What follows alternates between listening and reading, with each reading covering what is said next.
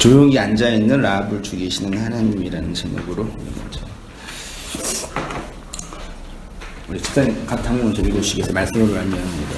말씀으로 말미암는 위로, 말씀이 우리에게 위로가 되기 위해서는 말씀으로 말미암는 아픔이 있어야 되고, 말씀이 기쁨이 되기 위해서는 말씀으로 말미암는 슬픔이 있어야 하며, 말씀이 우리의 풍요가 되기 위해서는 말씀으로 말미암는 가난함이 전제되어야 한다고 했습니다. 다른 말로 하면 하나님이 우리 인생에게 병을 주고 약을 주시는 분이라는 신론에 대한 전제가 선행되지 않으면 이 역사 안에서 용서와 안식은 영원히 볼 수 없는 파랑새와 같은 것입니다. 네, 하나님이 우리에게 병을 주신 이유가 있는데 그 병을 통해서 약을 받도록 하기 위해서이겠지요. 역사의 과정이 필연일 수밖에 없는 이유가 여기에 있습니다. 선지자가 계속 말하는 것이 무엇이냐면 하나님이 우리에게 이스라엘 백성에게 병이라는 걸 주셨는데 이 병에 대한 약도 하나님이 주셨다는 것을 말하는 거죠. 그런데 사람들이 왜 약을 다른 데서 구하냐면 하나님이 나에게 병 주지 않으셨다는 무지 때문이든지 내가 병에 걸려 있지 않다는 왜곡된 신념이나 오해 때문일 것입니다. 이걸 다른 말로 하면 내가 스스로 구원을 탐하는 뱀이며 용이며 더러운 짐승이라는 그 사실 앞에 한 번도 서지 못했기 때문인 거죠.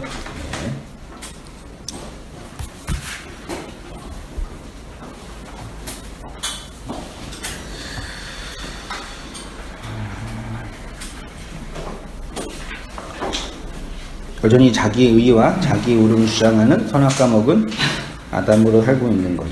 그 이사야 10장 24절 각주 첫 번째 제가 이런 말씀을 넣었어요. 그러므로 주 만군의 여호와께서 이르시되 시온에 거주하는 백성들아, 아수르가 애굽이 한 것처럼 막대기로 너를 때리며 몽둥이로 너를 칠지라도 그를 두려워하지 말라. 그러니까 계속 지난주와 지난주에 이스라엘 역사 살펴보면서 하나님이 이스라엘을 치는 도구로 아수르를, 그러니까 애굽에서 나오게 하셔서 아수르를 통해 나중에는 바벨론을 통해 이스라엘을 치시죠. 근데 물론 면목상 이유는 그들이 정치적으로 군사적으로 약하기 때문이기도 하고 또 윤리적으로 신앙적으로 보면 하나님의 말씀을 언약을 지키지 않았기 때문이라고 하죠. 근데 그 내면적으로 보면 아수르를 누가 사용한 거예요? 하나님이 이스라엘을 치는 몽둥이로 사용한 거고 바벨론을 그들을 공격하는 불망망이로 사용한 거죠. 그래서 이 선지자들의 기본적인 전제는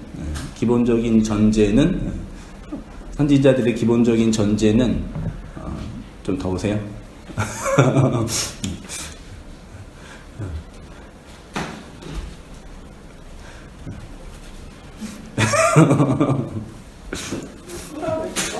아, 끄신 거예요? 꺼져 있었잖아요, 오늘. 귀가 잘 안 들려. 문을 좀 닫으니까 좀 습함이 좀만 켜놓고요. 또 상황 봐서 해요. 닫으면은 기운이 나가는 것 같아가지고. 여름은 기운이 나가는 것 같아가지고. 그렇죠. 그래서 선지자들의 기본적인 전제는 이 아수르는 하나님이 보낸 말씀이라는 얘기죠. 바벨론의 느부갓네살은 하나님으로 오시는 내용이라는 얘기죠. 이 신학적 이해가 그렇게 공격을 받고 있는 이스라엘에게는 대부분 대중들에게는 있었어요, 없었어요? 없었죠. 네. 그 얘기는 이제 지난주에 그 말씀으로 말미암는 위로 얘기하면서 잠깐 나누었던 거죠. 그런 제가 질문 드렸잖아요. 정말 하나님 말씀이 위로가 되세요? 하나님이 위로가 되세요? 말씀이 위로가, 시편 119편 얘기하면 잠깐 얘기했었죠. 우리 위로가 된다고 생각하는데 실제로 위로가 안 되죠. 어떤 부분에서는? 왜 안 되냐면 말씀으로 말미암는 절망이 아닌 거니까. 우리가 고통받는 이유 중에 하나가 자본주의 세상에서 고통받는 이유는 뭐겠어요? 돈이 없어서이겠죠. 돈 때문에 고통받는 거죠. 그러면 그 고통에서 벗어나려면 뭐가 주어져야 돼? 맞나요? 아니, 목사님이 참 믿음이 없으시네. 그러셔야 되는데. 믿음만 있으면 되죠. 그렇게 말 못하죠, 우리가. 그쵸? 그것처럼 우리가 말씀으로 말미암는 고통이 아니고서는 말씀으로 말미암는 위로는 없는 거죠. 정말 사람들이 말씀의 위로가 뭔지 모르는 이유는 말씀으로 말미암는 가난함의 내용이 뭔지 모르기 때문이라는 얘기죠. 그게 이스라엘의 역사 속에 그대로 이제 반영되고 있는 거죠. 아수르가 하나님이 보낸 사신이라는 걸 알아야 그 하나님의 징벌을 통해서 진정한 위로를 얻을 수 있는 신학적인 구조인데 그 자체가 없는 거죠. 아무튼 그런 전제 이제 깔고 들어가 볼게요. 애굽을 의지하는 이스라엘이 보시죠. 이사야가 무시 속에서 본 내용이 바로 이것입니다. 아수르는 하나님이 이스라엘에게 보낸 목숨인데 이스라엘은 그 목숨을 피할 방법을 정치적으로 찾고 있는 것입니다. 그래서 이스라엘이 취한 방법이 애굽을 의지하는 것입니다. 이 이야기가 29장부터 31장까지 기록되어 있습니다.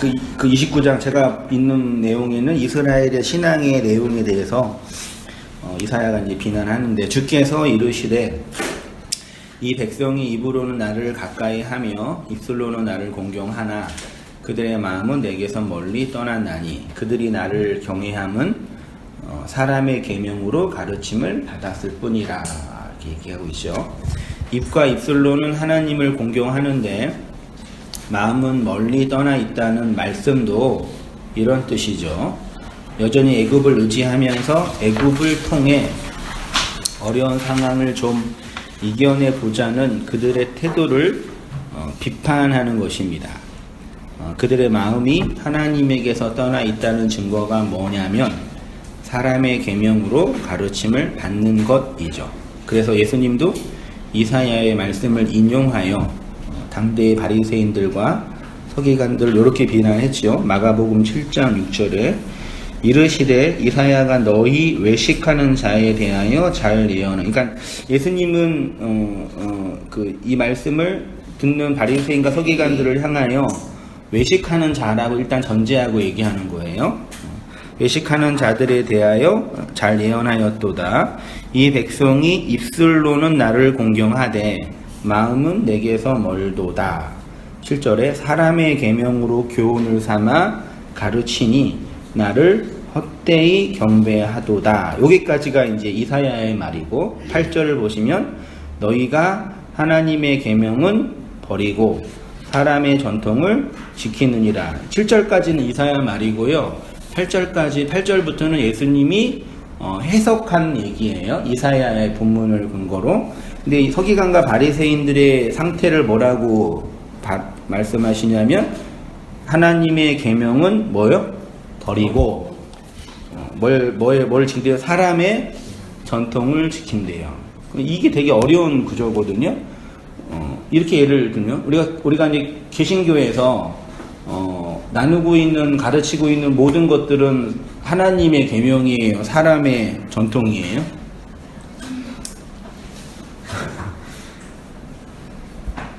목사가 설교한다는 건 하나님의 계명이에요. 사람의 전통이에요.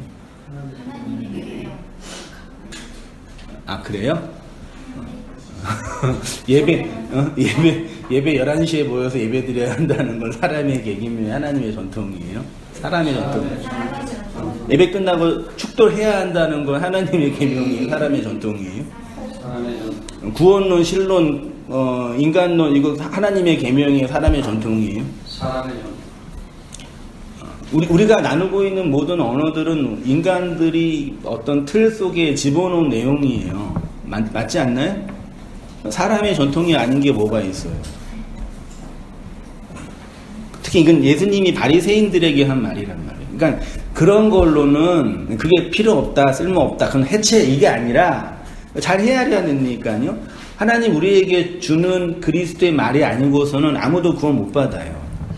어떤 설교를 잘하고 어떤 모임에 들어가도 어떤 예전에 참여한다고 해도 그거는 그냥 사람의 언어로 증거되는 말하자면 로고스의 언어고 율법의 틀인 것 뿐이지 그 안에 우리 안에 내면으로 흐르는 말이 아니고서는 아무도 하나님 알지 못하는 거예요. 예수님이 그런 이제 일가를 가하는 거고 다시 이제 우리 본문으로 와서 하나님이 아수르를 통해서 이스라엘에게 오시는데 그 애굽의 힘을 빌려 어려운 상황을 타게 하려는 그들의 정치적 군사적 술수에 대해서 이렇게 비판하죠. 같이 한번 읽어보겠습니다. 읽었는데 시작.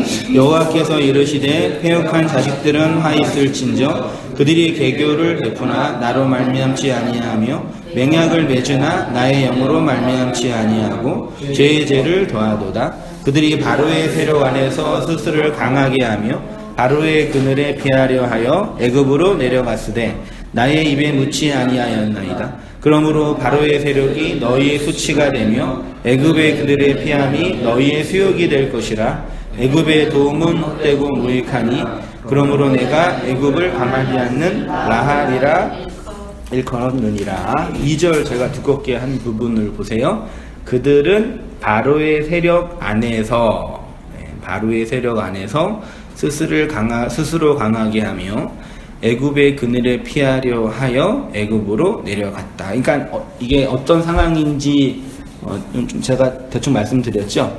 아수르가 신흥 강대국으로 일어나서 북이스라엘을 치고 이제 북이스라엘은 거의 멸망 직전이고 남유다까지 공격하고 있는 상황이었죠. 그때 군사력으로 정치적으로 약하니까 이스라엘이 남유다가 취한 행동이 뭐예요?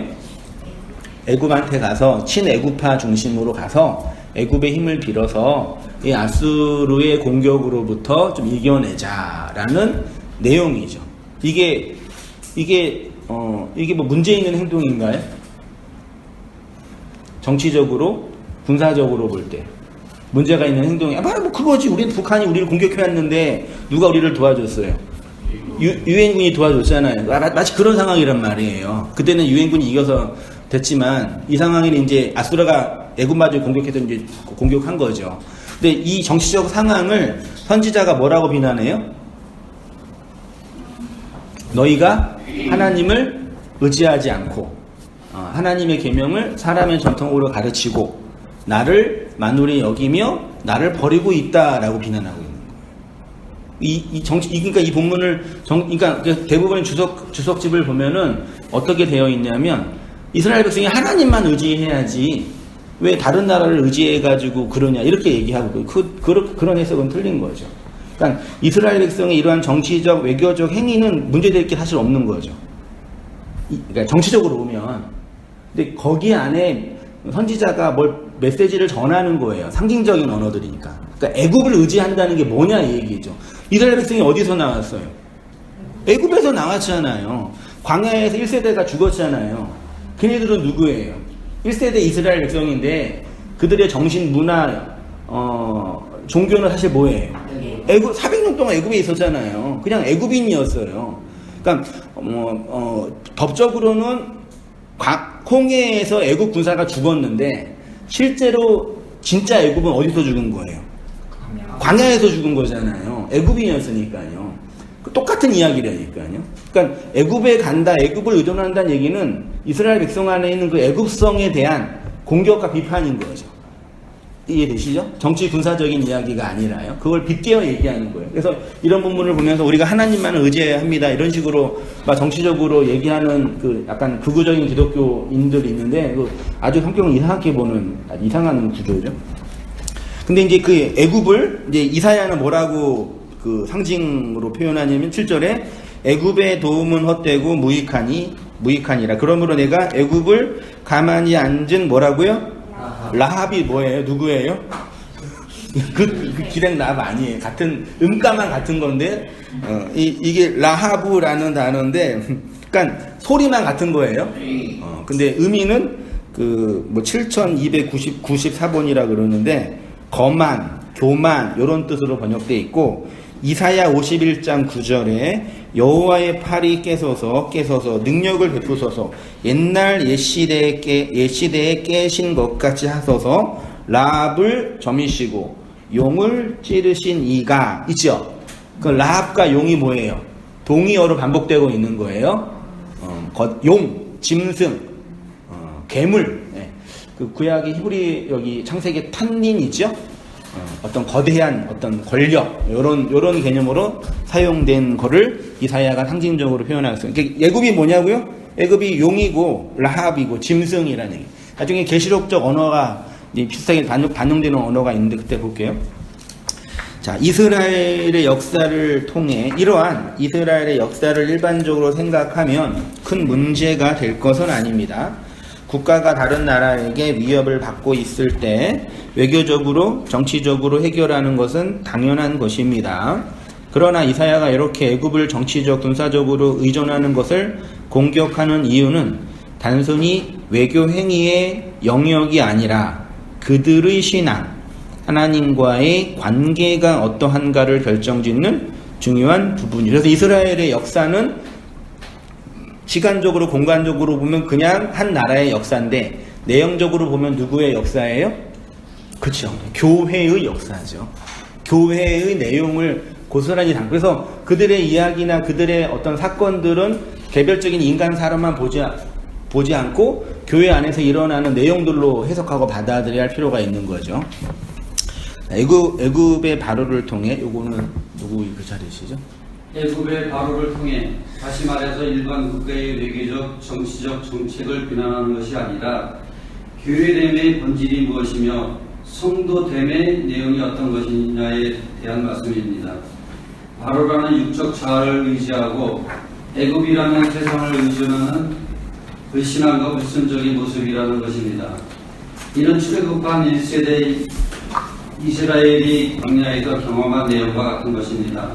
그들은 애굽에서 나왔지만 여전히 애굽의 모습으로 광야 여정을 거닐며 하늘에서 내려오는 만나를 먹었습니다. 그래서 1세대가 죽고 새롭게 태어난 2세대가 약속의 땅인 가나안으로 들어가는 것입니다. 이러한 이스라엘의 역사는 결국 옛 자아의 죽음과 심판, 그리고 그 안에서 새롭게 태어나는 교회됨의 역사를, 인간 역사를 통해 설명하시는 것입니다. 이스라엘 백성이 들어간 가나안 땅을 약속의 땅이라 그러고 또 한으로 또 무슨 땅이라 그래요? 안식의 땅이라 그러죠. 그래서 히브리서는 계속 어디에 들어가라 그래요? 안식에 들어가라 그러죠. 그게 안식이 가나안 땅이고 약속의 땅이고, 근데 그 안식의 땅과 가나안 땅은 1세대가 죽고 2세대가 들어간 거죠. 애굽성, 네, 미츠라임이라는 자기 의와 자기 성을 쌓는 그 애굽 속성이 죽은 자의 내용이 가나안이라는 안식이라는 땅으로 설명되는 거죠.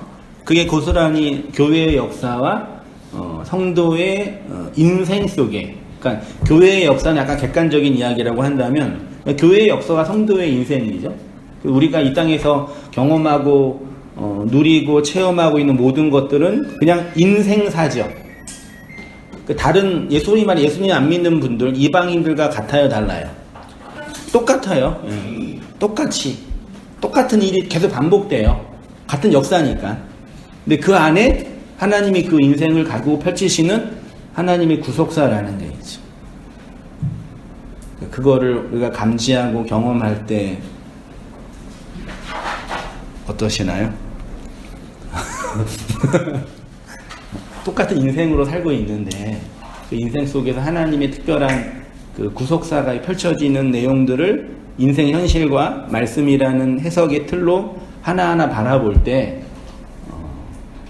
어떠시나요? 우리 집사님은 감사가 넘치고 저는 뭐죠? 그냥 할 말이 없어요. 좋은 것 같기도 하면서 싫은 것 같기도 하고, 감사하는 것 같긴 하면서도 괜히 저주받은 것 같기도 하고. 그렇지만 그 속에서 하나님이 똑같은 인생 내용이지만 말씀으로 간영하고 간섭하시는 그 끈끈한 애증이라 그럴까요? 인간의 언어로 표현하면 그것들을 또 보게 되는 거죠. 그래서 어쩔 수 없이 하나님이 선포된 그 말씀 앞에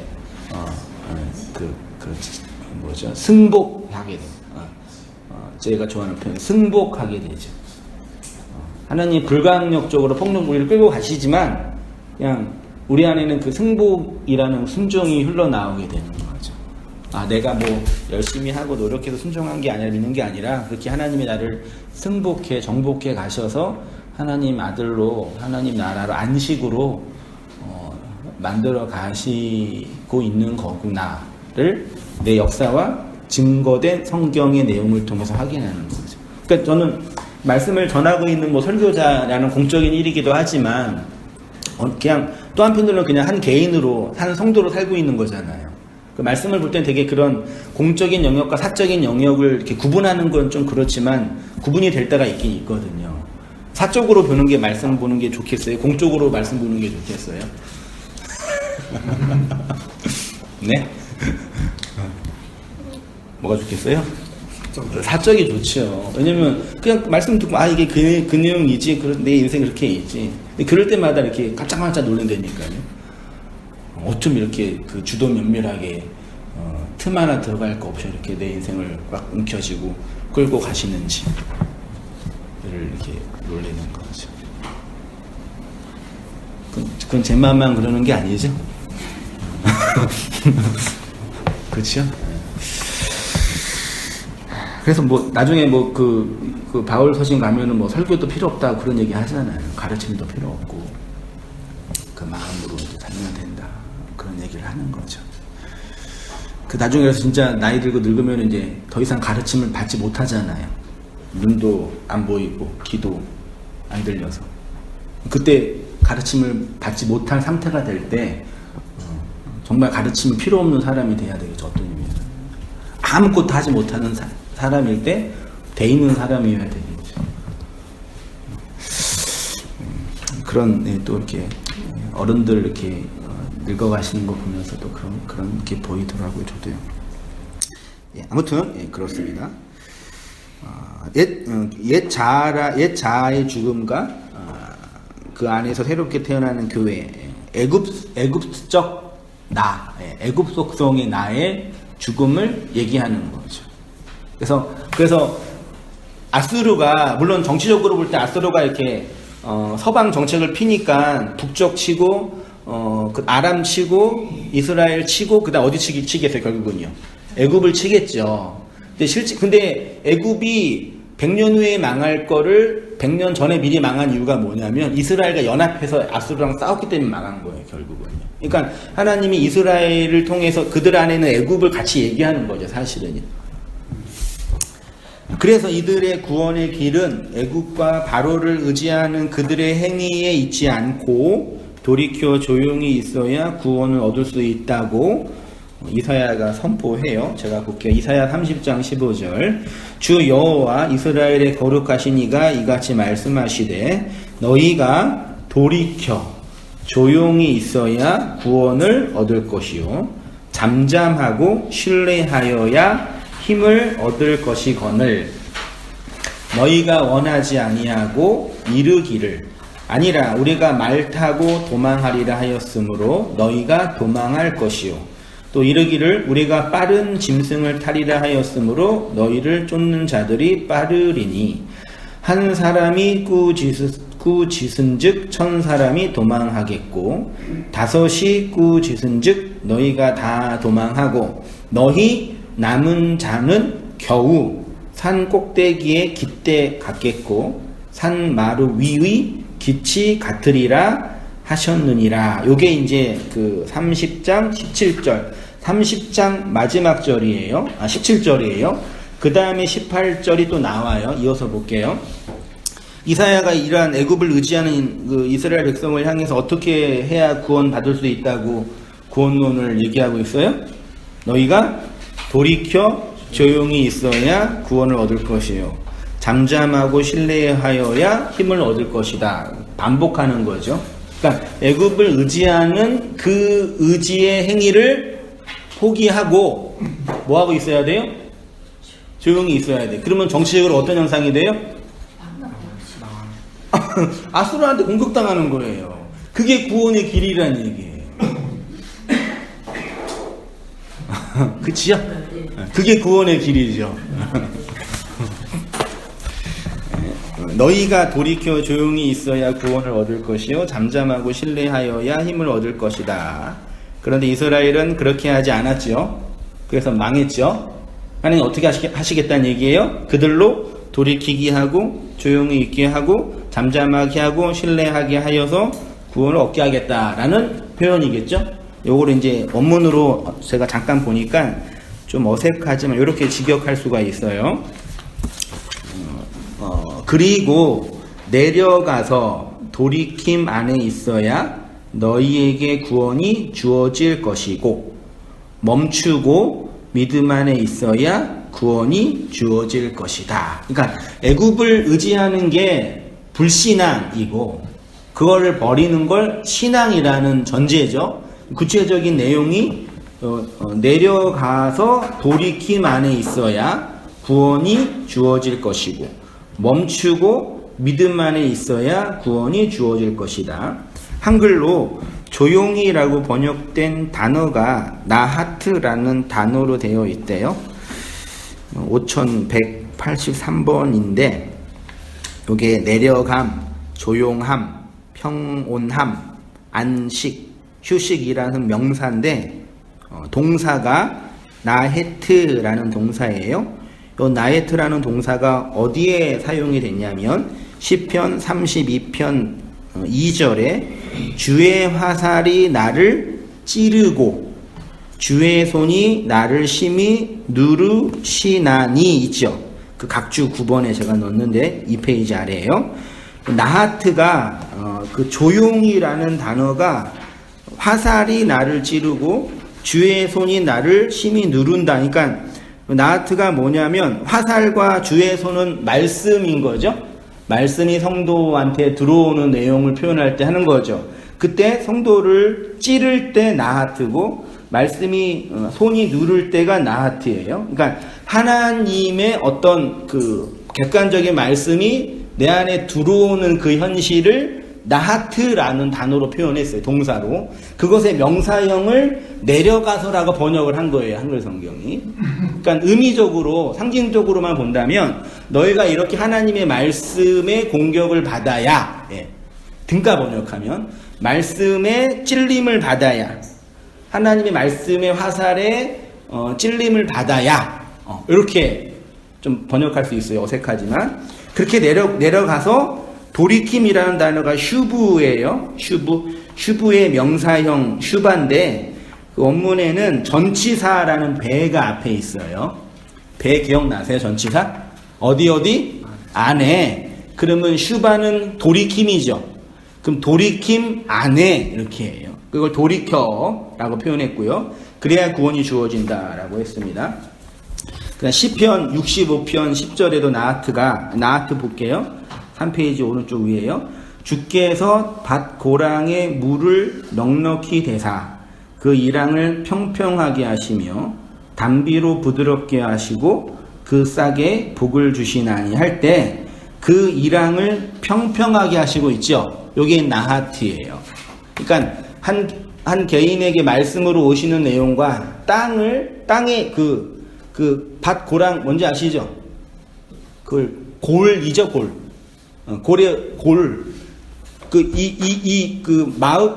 땅이라는 인간의 마음에 골이 있죠. 구멍이 있잖아요. 그게 무적행이잖아요. 심연, 마음의 심연. 산이 클수록 그 골짜기가 깊다 그러잖아요. 그 안에 뭐가 있는지 모르는 것처럼 인간의 마음에 그 심연이 있잖아요. 그걸 다른 말로 끝이 없는 무적행이라고 하잖아요. 거기에 뭐가 채워진다는 얘기예요? 물이 채워져서 평평하게 된다는 얘기. 그러니까 말씀에 의해서 화살에 의해서 찌르고 주의 손에 오서 눌려진 그 내용이 우리의 심연이라는 마음에 물이 채워지는 거랑 똑같다라는 얘기죠. 맞죠? 네. 또한 신뢰하여야가 명사로 비트하로서 헬라어로 가면 피스티스래요. 요것도 전치사. 그러니까 재미있는 게 슈브 앞에 베이트가 있고 그 다음에 비트 앞에 베이트가 있어요. 그러니까 그러니까 돌이킴 안에서 그 다음에 믿음 안에서 이렇게 번역돼요. 그러니까 믿음 안에서라는 의미입니다. 그러니까 하나님은 이스라엘이 애굽을 의존하는 것을 멈추게 하시고 믿음 안에 있게 하심으로 구원을 주신다는 말씀인 거죠. 그 구체적인 내용이 뭐냐? 17절 같이 한번 읽어보기. 17절 보이세요? 보겠습니다. 시작. 한 사람이 꾸짖을 쓴즉 한 사람이 도망을 읽고 다섯이 꾸짖은 즉 너희가 다 도망하고 너희 남은 자는 또 상국에게 이르게 되고 사마리아의 빛이 되리라 하셨느니라. 예. 그 다음 우리 김지산 읽으시겠어요? 말씀으로 꾸짖는 하나님이요? 하나님은 우리를 말씀으로 꾸짖으십니다. 그 말씀을 다섯과 하나로 상징하고 있는데 다섯, 하나는 율법으로 주어진 하나로 완성되는 말씀으로 그 말씀이 우리를 꾸짖으면 우리의 애국적 자아, 인생의 보좌에 왕으로 앉아있는 나락이 투겨나 마지막 하나가 남겨진 자로 즉 그리스도의 머리 되심을 드러내고 나타나는 자가 되는 것입니다. 그래서 18절에 다시 구원에 대해서 말씀하시는 것입니다. 제가 볼게요. 그러나 여호와께서 기다리시나니 이는 너희에게 은혜를 베풀려 하심이요 일어나시나니 이는 너희를 긍휼히 여기려 하심이라. 대저 여호와는 정의의 하나님이시라. 그를 기다리는 자마다 복이 있도다. 여호와께서 자기의 백성의 상처를 싸매시며 그들의 맞은 자리를 고치시는 날에는 달빛은 햇빛 같겠고 햇빛은 7배가 되어 7날의 빛과 같으리라. 18절에는 그러나가 되어 있죠. 그렇죠? 18절 앞이 몇 절이에요? 17절이죠. 16절부터 제가 읽어볼게요. 이르기를 아니라 우리가 말 타고 도망하리라 하였으므로 너희가 도망할 것이요 또 이르기를 우리가 빠른 짐승을 타리라 하였으므로 너희를 쫓는 자들이 빠르리니 한 사람이 꾸짖은즉 1000사람이 도망하겠고 5이 꾸짖은즉 너희가 다 도망하고 너희 남은 자는 겨우라는 단어 없어요. 원문에는요. 너희 남은 자는 산꼭대기에 깃대 같겠고 산 마루 위에 기치 같으리라 하셨느니라. 그러나 여호와께서 기다리시나니 이는 너희에게 은혜를 베풀려 하심이오예요. 그러니까 17절과 18절은 17절은 하나님의 말씀으로 이스라엘을 꾸짖어서 그들을 남은 자로 세우시겠다는 말씀인 거죠. 그거예요. 그럼 18절은 하나님이 은혜를 베푸신다는 말씀이죠. 17절과 18절은 그러나로 이해해야, 문맥상 보면 그러므로로 이해해야 돼요. 17절은 하나님이 말씀으로 오셔서 그들을 마지막 하나로 남은 자로 세워서 구원하겠다는 말씀이잖아요. 18절은 그 구원의 내용을 은혜를 베풀고 치료하고 고친다고 하잖아요. 같은 내용이에요, 반대 내용이에요? 같은 내용이잖아요. 그러면 그 나라로 번역하면 돼요, 안 돼요? 안 되죠. 문맥상 보더라도요. 그럼 이럴 땐 뭘 보면 되는 거예요? 아니, 그러니까 어떤 걸 보면 돼요, 이럴 때는? 한글을 읽는, 성경을 읽는데 문맥이 안 맞아. 그럼 뭘 보면 돼요? 뭐 업문을 딱 보니까, 그렇지, 그러므로예요. 그러니까 17절, 16절과 17절은 하나님의 심판의 언어로 해석하는 거예요. 맞아요. 근데 사실은 그건 구원이죠. 화살로, 칼로 우리를 공격하고 오시는 하나님, 우리를 말씀으로 징계하시는 하나님. 그래서 마지막 남은 자 하나, 예수님 말씀으로는 산상수훈에서는 에스카토스 고드란테스라는 마지막 하나를 남겨진 용서하는 자로 세우시는 걸 구원이라고 말하잖아요. 그러니까 그게 하나님이 우리에게 은혜를 베풀고 우리를 치료하시고 우리를 싸매주시는 영광의 날이다라는 얘기하는 거죠. 애굽의 그 라합이 죽고 너희의 애굽서 속성이 죽고 말씀으로 세우는 그 현실에 대한 얘기를 하는 거니까요. 대충 그렇게 했습니다. 네. 18절은 그러나가 아니라 따라서 그러므로라는 캔이란 접속사로 시작합니다. 하나님의 꾸짖는 말씀으로 그리스도의 머리 되심을 드러내는 성도의 존재 안에서 경험되는 구원의 실상이 18절이니까 그러므로라고 해석해야지 문맥상 맞는 거죠. 그리고 그 은혜는 결국 엿새 동안 힘써서 율법 안에서 일하는 자에게 주어지는 7날의 안식을 의미하죠. 어떻게 되어 있냐면 3페이지 하반절에 다시 볼게요. 그러나 여호와께서 기다리시나니 그러므로 여호와께서 기다리시니 이는 너희에게 은혜를 베풀려 하심이요 일어나시리니 이는 너희를 긍휼히 여기려 하심이라. 대저 여호와는 정의의 하나님이시라. 그를 기다리는 자마다 복이 있도다. 여호와께서 자기 백성의 상처를 패부를 깨트림을 파멸을 싸매시며 묶으시며 동이며 여호와 그들의 맞은 자리를 그들의 재앙이라고 번역할 수 있거든요. 재앙의 자리를 고치시는 날에는, 그러니까 하나님이 말씀으로 오셔서 그들을 회복하는 현실인 거죠. 그 내용을 뭐라고 설명하냐면 이사야가 고치시는 날에는 달빛은 햇빛 같겠고 햇빛은 7배가 되어, 성경에서 7은 하나님의 언약이 실현되는 안식의 날인 거죠. 그러니까 언약이 실현되는 수, 7. 예? 분명한 하나님의 언약. 7배가 되어 7날의 빛과 같다라고 표현해요. 7으로 요부터 읽어볼게요. 그리고 그 은혜는 결국 엿새 동안 힘써서 율법 안에서 일하는 자에게 주어지는 7날의 안식. 그러니까 7의 안식은 어떻게 하지 잘 얻을 수 있어요? 십계명 보면은 엿새 동안 힘써서 수고하고 일하야지 안식이 주어진다 그랬잖아요. 그러니까 6이라는 율법 안에서 율법의 모든 수고의 진리를 알면 그게 안식으로 주어지는 거다라고 표현했잖아요. 그래서 상처를 싸매시고 고치시는 하나님의 은혜로 7날의 빛과 같이 빛나는 영광을 말하는 거죠.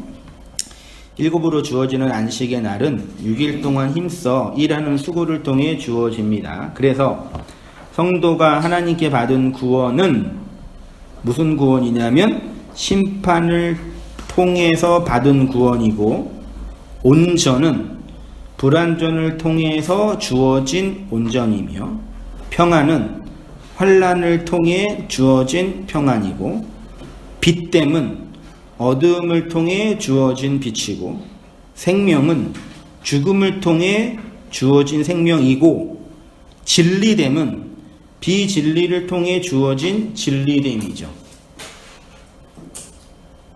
그리스도 안에 있으면 진리가 됐다 그러죠. 완성이 된 거죠. 온전하게 된 거죠. 생명이 된 거죠. 근데 그 온전과 완성과 진리됨과 는 비진리와 죽음과 불완전을 통해 된 거죠. 그러니까 하나님 우리를 구원해서 온전케 된다는 현실은 우리의 온전이 된 건데 내 거예요, 하나님 거예요? 온도 좀만, 권사님 에어컨 한 번만 더 틀어주시면 감사하겠습니다.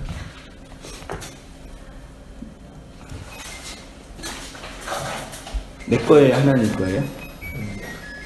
하나님 거. 하나님이 나한테 주신 하나님 거잖아요. 내 게 아니잖아요. 근데 사람들이 온전하게 됐고 진리가 맞아요, 맞는데 그게 자기 건 줄 아는 거예요. 어둠이라는 내용을 통해 빛을 주신 거잖아요. 죽음이라는 현실을 통해 생명을 준 거잖아요. 비진리를 통해 진리됨을 준 거잖아요. 자기 걸로 착각한다니까요. 자기 걸로 막 나눠주는 것처럼. 진리 되셨죠? 왜 웃으세요? 완전한 존재가 되신 거죠? 맞죠? 네, 그걸 통해서 주신 거예요. 그거 잊으면 안 돼요. 그러니까 성도가 역사 안에서 온전과 완성에 이른다라는 전제는 불완전을 통해 이루는 완성이고, 인간의 어떤 행위와 의로움에서 얻게 되는 것이 아니라 하나님 이러한 내용들을 통해서 건네주시는 차원인 거죠. 그래서 사도 바울이 서신서에 보면은 은혜가 언제 넘친다 그 표현해요? 제가 있는 곳에 은혜가 넘치고, 이거 제가 있는 곳에 은혜가 넘치는 거를 그림으로 표현한 게 지난주인가 치지난주인가. 그게 언약계 속죄소 안에 언약계의 현실이었잖아요. 예, 인간의 극악 무도한 죄의 에키스 안에 하나님이 덮어주시는 어린 양의 무죄한 동물의 피로 덮어주시는 그 은혜의 현실이 안식의 내용이라고 말씀드렸죠. 그럼 우리가 은혜 받았다는 얘기는 뭐가 내용이 있다는 얘기예요?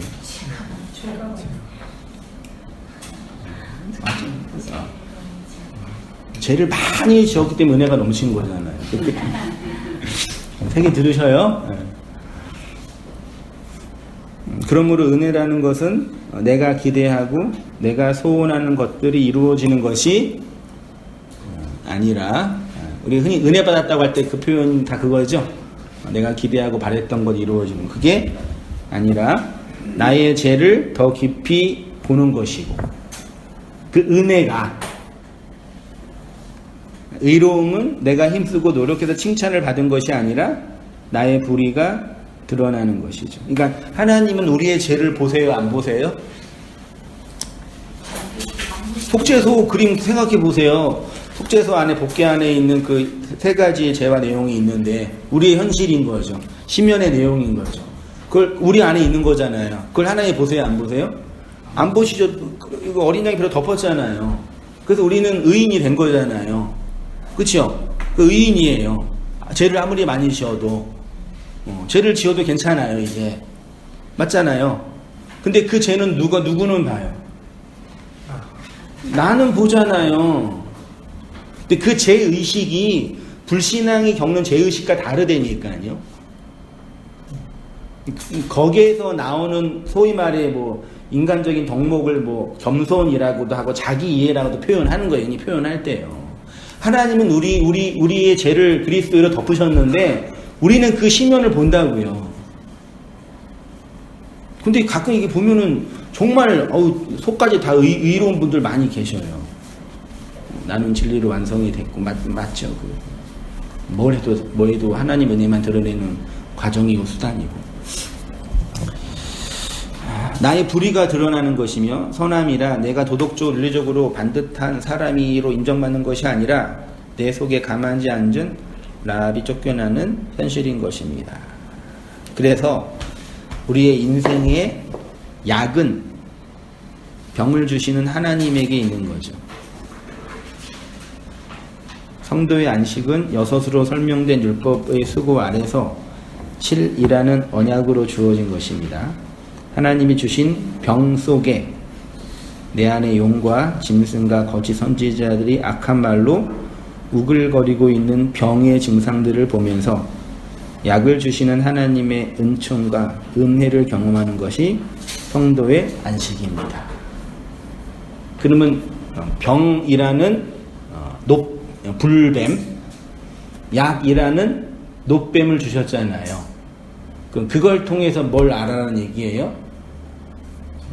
병의 현실 속에서 고통받는 자기를 용서하지 못하고 아파하고 나는 이 노뱀으로 구원받았다라는 것을 누리며 살라는 정도가 아니라 병을 누가 주셨어요? 약을 누가 주셨어요? 그럼 뭘 알아라는 얘기예요? 요거를 통해서 이거를 하나님이 주셨다. 하나님이라는 존재를 알라라고 주신 거잖아요. 내가 노임받고 구원받는 것도 사실 그 부차적인 거죠. 사실 어떤 의미에서는요. 네, 우리 자꾸 이 아래에 갇혀 있는 거예요. 병 걸린 거, 노임받는 거. 요거에 이걸 통해서 요 주신 분이 누구라고요? 하나님이라는 거예요. 그 진정한 용서를 안식이라고 표현하는 거죠. 이 병이 이 약으로 치료되는구나. 나를 문 불뱀이 하나님이 보낸 불뱀이었고 독뱀을 보내주셨구나. 그걸 통해서 하나님을 아는 거라. 고통 자체에 매이는 것도 아니고 치료 자체에 매여 있는 것도 아니고. 그래서 바울이 나중에 이제 서신서 가면 일체의 비결을 배웠다라고 표현하는 게 통달했다는 그 일반 종교상 그런 게 아니라 아래의 것들 고통과 악으로 주어지는 선이라고 의라고 해석되는 아래의 것들을 통해서 하나님이란 그 실체를 내가 안식으로 받았다, 안식에 들어갔다라고 표현하는 거죠.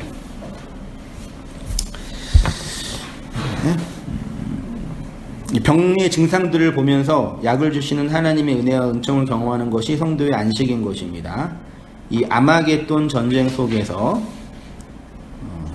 불뱀과 노뱀의 전쟁터, 여기에서 하나님의 승리로 그리스도의 머리 되심을 나타내는 자들이 교회이고, 그래서 그들이 일곱 날의 빛과 같이 빛난다라고 표현하죠. 그래서 31장에 그렇게 구원의 내용을 얘기하고 32장에 누가 나오겠어요?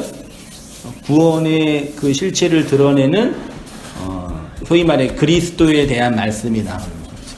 32장 1절 같이 보겠습니다. 시작. 보라, 장차 한 왕이 공의로 통치할 것이요 방백들이 정의로 다스릴 것이며 또 그 사람은 광풍을 피하는 곳, 폭우를 가리는 곳 같을 것이며 마른 땅의 냇물 같을 것이며 곤비한 땅의 큰 바위 같으리니. 그래서 이사야는 애굽과 아수르의 심판과 멸망을 선포하면서 애굽과 아수르, 이스라엘의 심판과 멸망을 선포하면서 그 멸망과 심판의 반대편에 있는 그리스도라는 왕의 통치와 그가 다스리는 정의의 나라를 선언하는 거죠. 그가 이스라엘의 역사를 통해 선포한 의로 통치할 공의의 나라가 성령 받은 성도 안에서, 그리스도의 영을 받은 교회 안에서 나타나고 이루어지고 있는 현실인 거죠. 그게 예수님은 천국이라고 간단하게 표현하신 거고, 그 나라의 머리 되시고 주인이신 왕을 찬송하고 머리 되심을 드러내는 것이 교회의 삶이고, 그 삶 속에서 하나님의 안식과 은혜를 나누고 누리는 우리의 삶들이 되기를 축원드립니다. 기도하겠습니다. 하나님 아버지, 그리스도의 의의 통치가 우리 안에서 실현되는 그 역사의 정점을 이스라엘의 내용들을 통해서 확인하고, 또 그 안에서 우리의 이야기를 돌아보면서 하나님이 지금도 우리를 관여하시고 간섭하시는 내용들에 대해서 살펴보았습니다. 그 아버지의 필설로 다할 수 없는 그 만극하고 무한한 사랑의 내용이 우리의 인생 역사 속에서 어떻게 나타나고 있는지를 확인하고 고백하며 간증하며 찬송하는 저희들의 삶들이 다 되어지도록 주님 인도하여 주옵소서. 하나님의 말씀으로 말미암는 이 진리와 비진리의 전쟁의 현실 속에서, 아마겟돈의 무저갱의 전쟁 속에서 우리의 악과 추악함이 드러남에도 불구하고 그것들을 덮으시고 아니하시는 하나님의 구원의 손길을 찬송케 하시고, 그 은혜 안에서 찬란하게 빛나는 그리스도의 영광과 은혜를 누리며 살아가는 저희 모든 삶들 다 되어지도록 주님 인도하여 주시옵소서. 이제는 우리 주 예수 그리스도의 은혜와 하나님 아버지의 크신 사랑과 성령의 교통하심이 우리 모든 성도님들의 삶 속에 지금부터 영원까지 함께 있을지어다. 아멘. 감사합니다.